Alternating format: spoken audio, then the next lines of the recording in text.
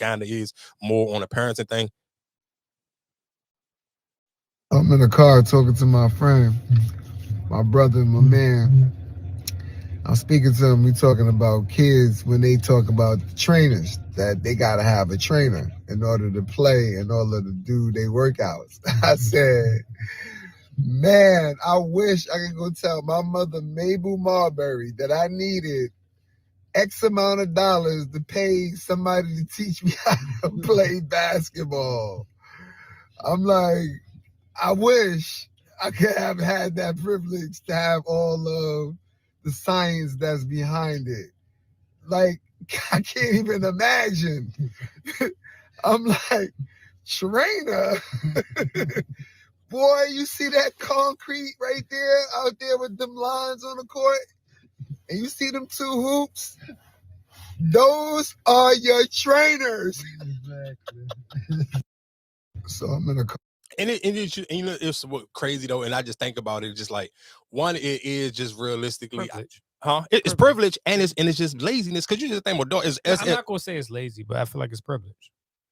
The reason, because you didn't have that, you didn't have that back in the day. It wasn't no trainers. The availability that you have trainers now, yeah, but okay, the reason why I say it's lazy though, Mark, is a perfect example though, and I think every dude can relate to this, especially even girls who probably even had brothers.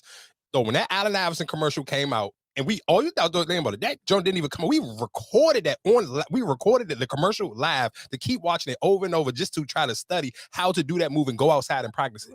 So what you're saying is it's not necessarily privilege, but it's sometimes where, again, why I always give pushback on here is I be thinking a lot of newer parents forget how they were raised, and you try to, and I don't necessarily know if y'all try to recreate the wheel because you have some type of resentment from the way you may feel like, I could have been better at this and the third.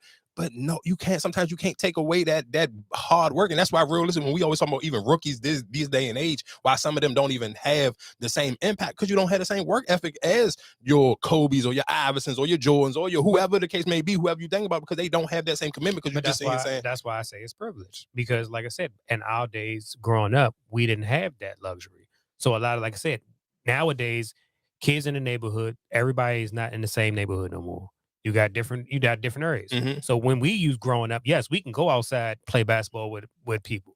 You can't find nobody at the court now to play basketball with. So that's why I say it's kind of a privilege, because you can go to the gym, get a trainer, and X, you know what I'm saying? That's a privilege.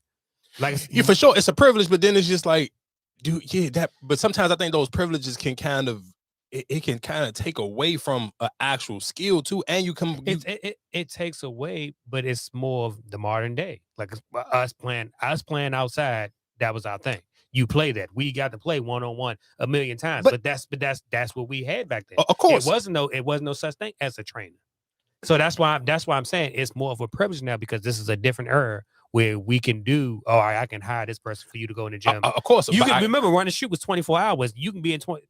And run a shoot for sure for 24 all hours. Day. But of course, but even just still, my thing with that even be though, think about how many just because you said, think about how many basketball courts. Why would I even pay for a trainer? How many basketball courts is empty right now? No, we talked about this before. Like, you can ride in any neighborhood. Most of the time, basketball courts is empty unless it's just super nice, and you may have just like some people still live in your neighborhood. But most basketball courts, 9 times out of 10, y'all ride past, they be empty.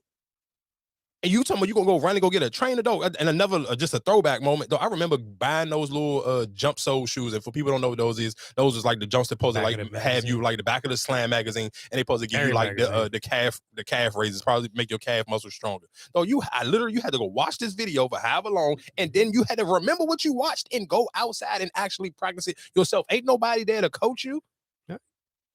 And that's what I'm saying. Even with this day and age, why would I pay somebody to train when you, okay, cool. If you want to sit here and say the trainer thing is a privilege, yeah, so is YouTube. You could pull up, they got way better videos they can pull up now on YouTube. You can watch these videos, or even a little program. It's a joint that used to come on Instagram all the time.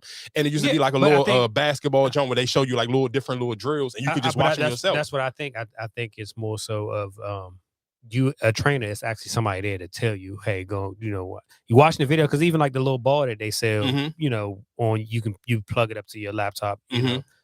People, you might pick it up one time, but it's just a person actually there on you constantly, like, hey. But but I think that's a conversation with, and I remember me and a homegirl of mine was having that. And we was just like, though, if you really, especially if your kids want to be in some like after school activities, though, one of the parents y'all have to be okay in y'all relationship where it's like, all right, you're gonna be the one who just you got to be hands on with this kid more than I do, and it just can't be the financial thing because we both just chasing bread. It's just like then it's not going to happen. That's why I say it's a privilege.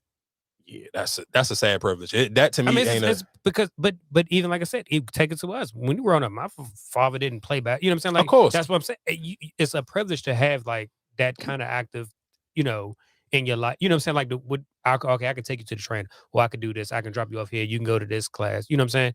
That's a privilege that you have. We had to just learn it on our own. Go outside. You had to play with the older kids to get yourself better.